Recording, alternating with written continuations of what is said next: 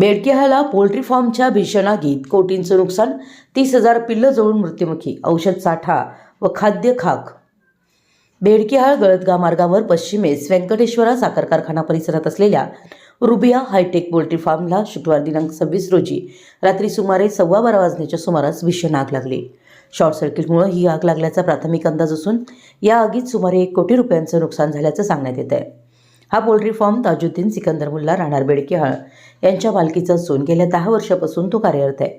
आगीमुळे शेडमधील सुमारे 15 दिवसांची 30,000 कोंबडींची लहान पिल्लं जळून मृत्युमुखी पडली आहेत. तसेच औषध साठा, पिलांचं खाद्य, शेडवरील पत्रे आणि शेडभोवती लावलेल्या मोठ्या आकाराची प्लास्टिक ताडपत्री पूर्णपणे जळून खाक झाली आहे. आग लागली त्यावेळी शेडवरील कामगार जेवणासाठी गावात गेले होते.